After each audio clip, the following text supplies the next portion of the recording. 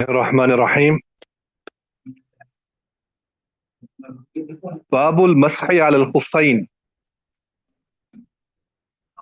So we begin with a chapter with regards to the wiping on the socks.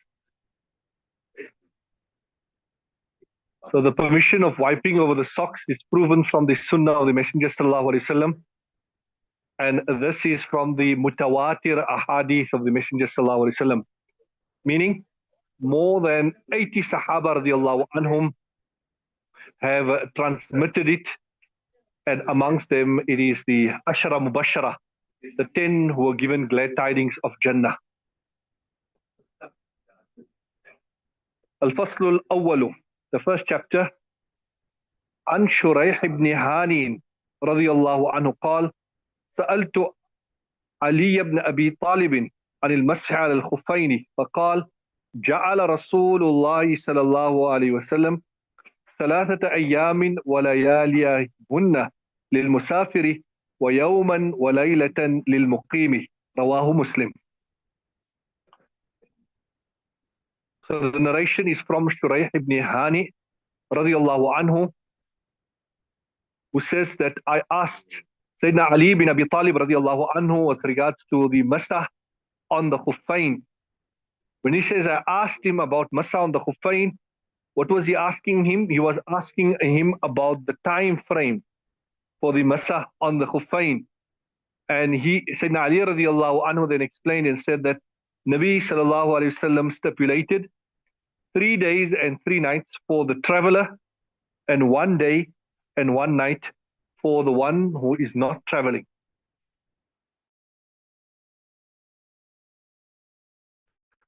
So this is the view of the Hanafi madhab, that 3 days and 3 nights for the traveler and 1 day and 1 night for the resident.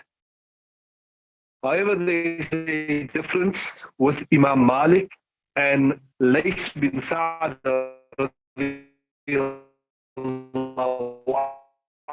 anhum,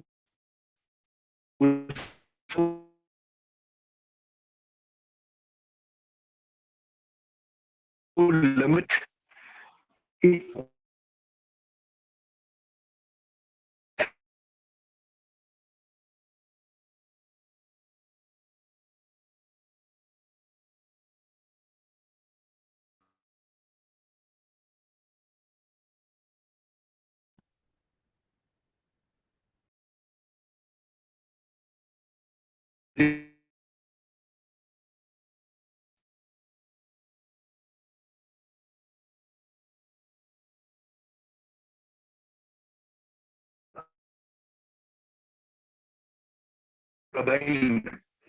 what type of socks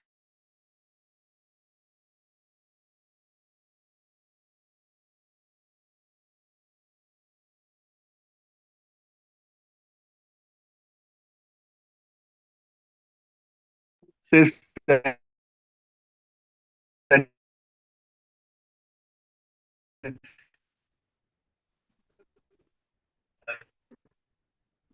he participated with Nabi sallallahu alaihi wasallam in Qala Mughiratu. So Sayyidina Qibal al-Ghayt, Nabi sallallahu alaihi wasallam went out to the open. So Ghayt, to relieve himself, he went to the open place. فَحَمَلْتُ مَعَهُ إِدَاوَةً قَبْلَ الْفَجْرِ.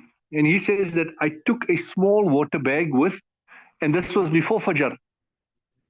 فَلَمَّا رَجَعَ أَخَذْتُ أُرِيقُ عَلَى يَدَيْهِ مِنَ الْإِدَاوَةِ.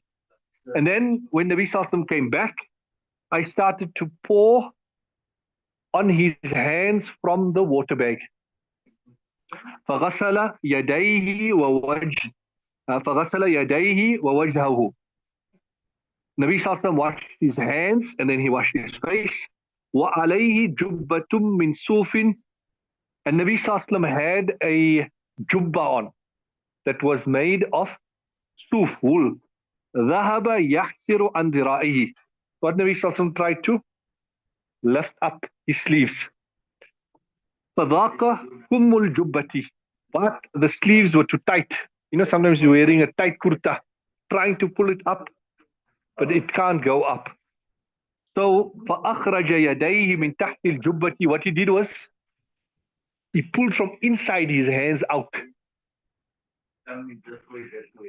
وألقى الجبة على منكبيه. And then he put his jubba on his shoulders. وغسل ذراعيه. And then he washed his arms. ثم مسح بناصيته وعلى العمامة. And then Nabi Sallallahu Alaihi Wasallam made masah of the forehead. And he did it in such a way that the imama, the turban, was moved slightly back, and he did it over that. So what does that indicate towards? It indicates towards the minimum amount that is required when one masah, meaning at least 1/4, according to the Hanafi madhab, and just the strand. So Sayyidina Mughira bin Shu'bah says that I then intended to remove the khuf of the Messenger sallallahu alaihi wasallam. فقال دعهما فإني أدخلتهما على طهارتين. That leave it on because I put it on was tahara. So that takes us to the aspect with regards to the masa of the khufain, that one should wash the feet and then you put it on. So you make a complete wudu. After making a complete wudu, now while you're in the state of tahara, before breaking that wudu, you then put on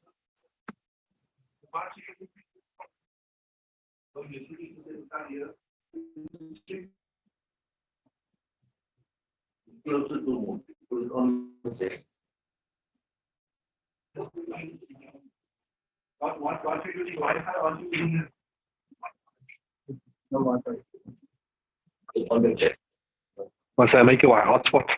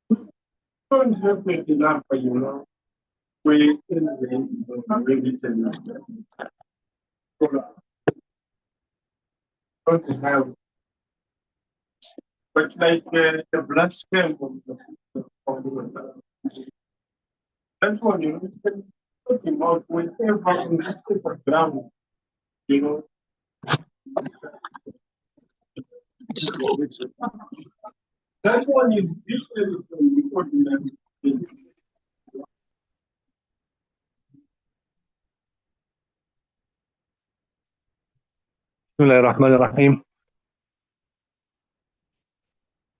The narration from Sayyidina Mughira bin Shu'bah radiyallahu anhu, which is narration number 518. And in that he states that أنه غزا مع رسول الله صلى الله عليه وسلم غزوة تبوك, that he participated with Nabi sallallahu alaihi wasallam in Ghazwa Tabuk. قال مغيرة, Sayyidina Mughira radiyallahu anhu says, فتبرز رسول الله صلى الله عليه وسلم قبل الغاية. Nabi sallallahu alaihi wasallam went to the open plain to relieve himself. فحملت معه إداوة قبل الفجر. I took with me a small water bag, and this was before Fajr Salah. فلما رجع, when Nabi sallallahu alaihi wasallam returned, أخذت أريق على يديه من الإداوة. I started to pour water from the water bag on the hands of Nabi sallallahu alaihi wasallam. فغسل يديه ووجهه. He washed his hands and his face. وعليه جبة من صوف, and he had a woolen jubba on. ذهب يحسر عن ذراعيه. He started to lift his sleeves. فضاق كم الجبة, but because the sleeves were very tight, he was unable to lift his sleeves. فأخرج يديه من تحت الجبة. He then removed his hands from inside of the jubba. وألقى الجبة على منكبيه, and then he put the jubba on his shoulders. وغسل ذراعيه. He then washed his arms.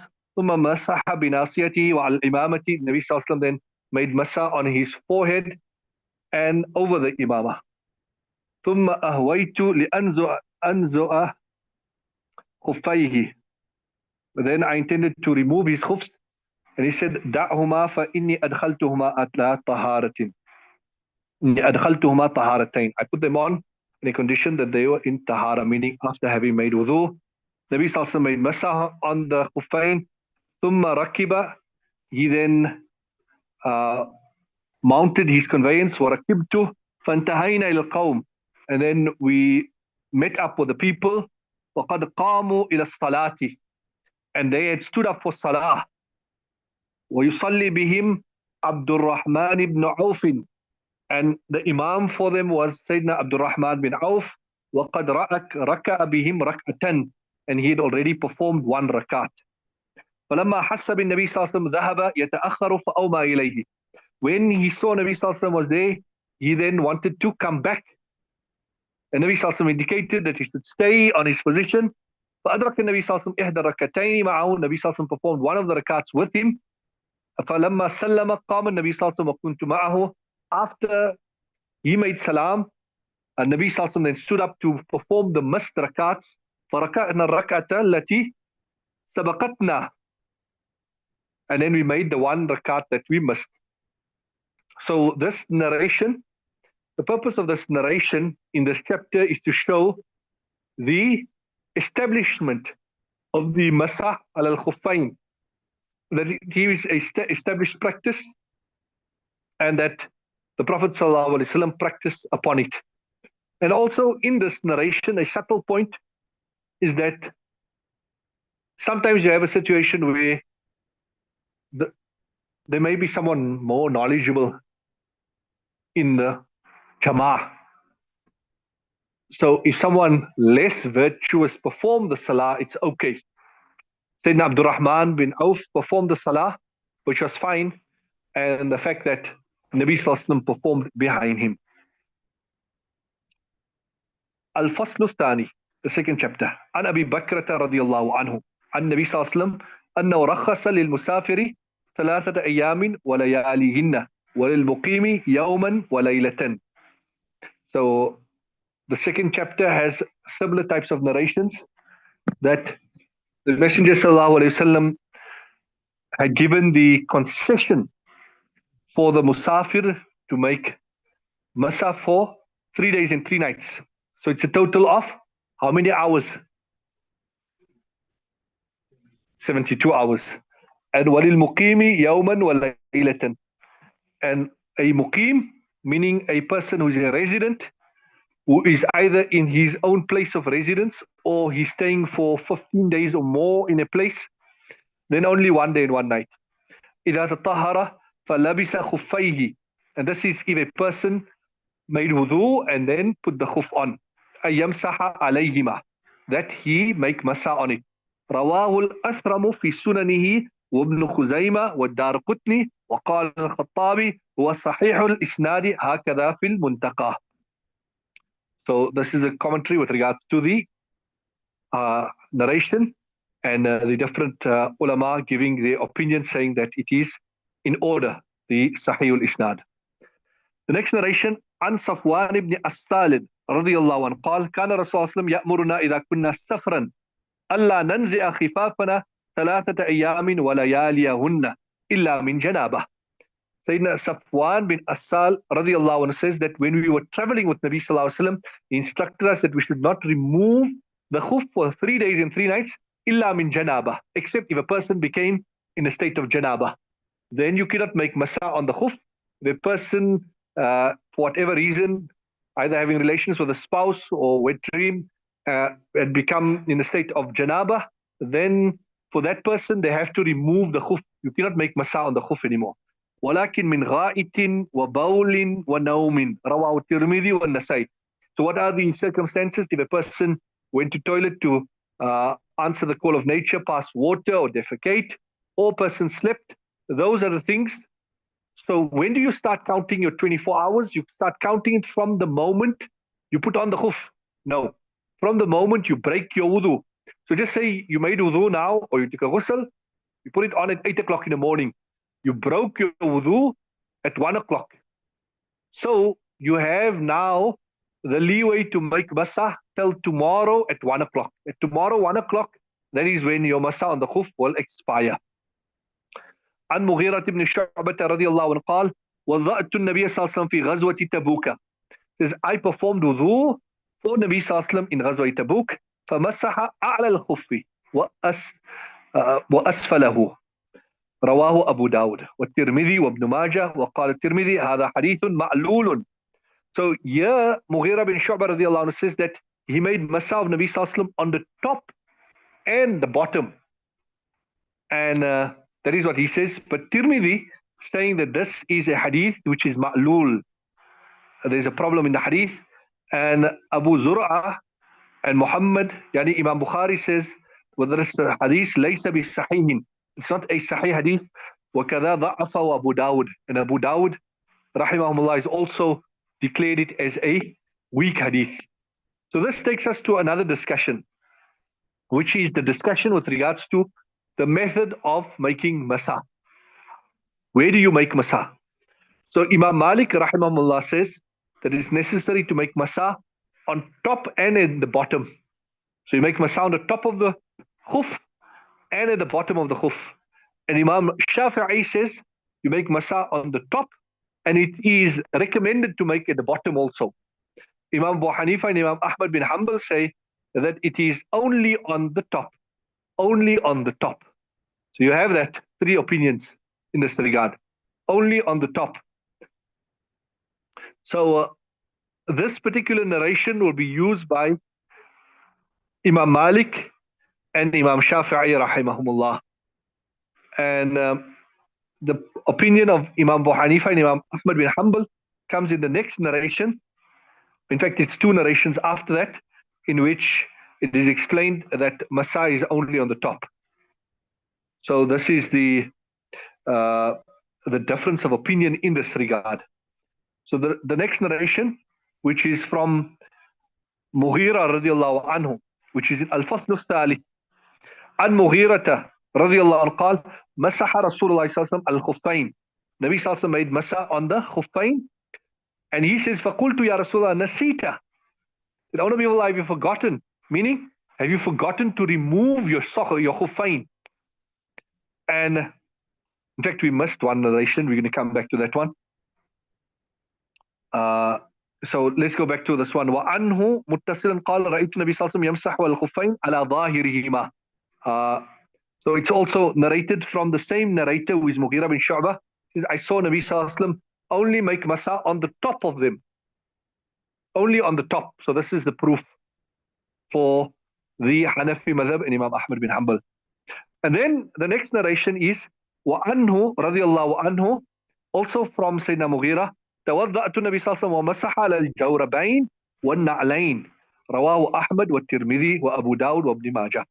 The Nabi Sallallahu Alaihi Wasallam, Sayyidina Mughira bin Shu'bah says, I made wudu for Nabi Sallallahu Alaihi Wasallam and he made masa on the jawrabain, one na'lain, the jawrabain and the which was na'lain. So here there's now a discussion that comes about. Firstly, you have a jawrab, which is a sock, different types of sock. Then within that, you have a mujalladain, a muna'alain, and the normal khuffain. So khuffain is just a leather socks. Then you got mujalladain, which has leather on the top, leather at the bottom. Then you have muna'alain, which is only leather at the bottom. And then you have a jawrab, which is just a sock. So with regards to the masa on the sock that we've discussed, with regards to the jawrab is a normal sock. So, and with regards to the mujalladain and muna'alain, so mujalladain means it's a sock with has leather on top and leather at the bottom.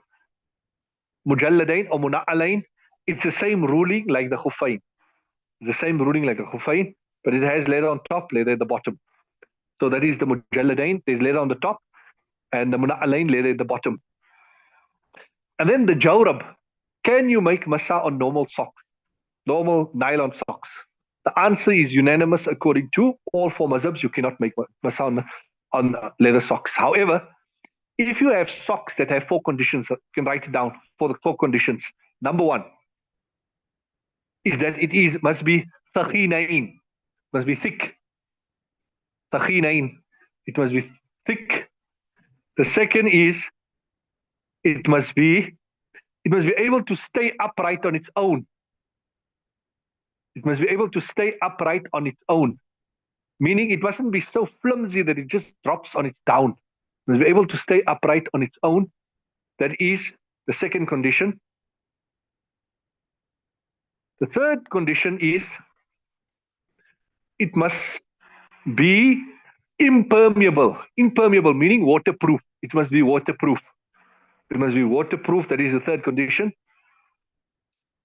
And the fourth condition is you must be able to walk 1 farsakh with it.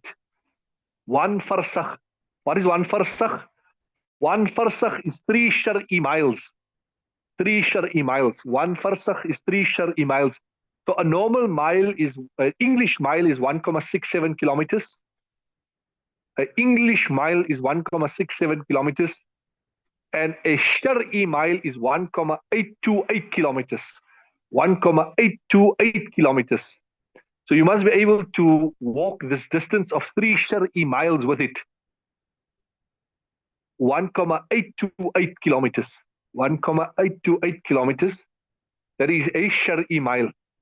So if any socks, it is thick, it is can stand up on its own, and it is waterproof, and you can walk 3 shar'i miles without it breaking, tearing, then you can make masa on that. Then you can make masa on that. Okay.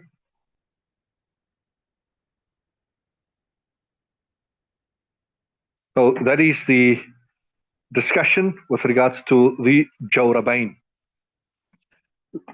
So that is the detail that you need to know. Now, in terms of there's two narrations that remain for us to complete this chapter. عن مغيرة بن شعبة رضي الله تعالى عنه قال مسح رسول الله صلى الله عليه وسلم على الخفين. Nabi sallallahu alaihi wasallam made masah on the khuffain. فقلت يا رسول الله نسيت. I said, oh Nabi Allah, did you forget to remove your khuffain? And Nabi sallallahu alaihi wasallam said, بل أنت نسيت. No, you forgot about the masah on khuffain. بهذا أمرني ربي عز وجل. It is with regards to this that my Rabb has instructed me, meaning that masah on khuffain is an instruction of the Sharia. And Sayyidina Ali رضي الله عنه وعن علي رضي الله عنه قال لو كان الدين بالرأي لكان أسفل الخف أولى بالمسح من أعلاه وقد رأيت رسول الله صلى الله عليه وسلم يمسح على ظاهر خفيه رواه أبو داود والدارمي معناه. So Sayyidina Ali radiallahu anhu narrates that if the deen was based on logic, then it would be more worthy to make masah at the bottom of the khuf. Because remember, at that time, the khuf was worn like a shoe. That's how we wear shoe today. They would wear khuf. So if you're walking outside with your khuf and you're now making wudu, the logical thing is, where's the dirt? Underneath. So you must make masah to clean it underneath. That is the logical thing to do. But what did the Prophet ﷺ teach us? That one should make masah on the top. And this is the proof of the Hanafi madhab that masah is to be made on the top. That's where we leave it at the end of this chapter. Tomorrow, inshallah, we do Babu Tayammum.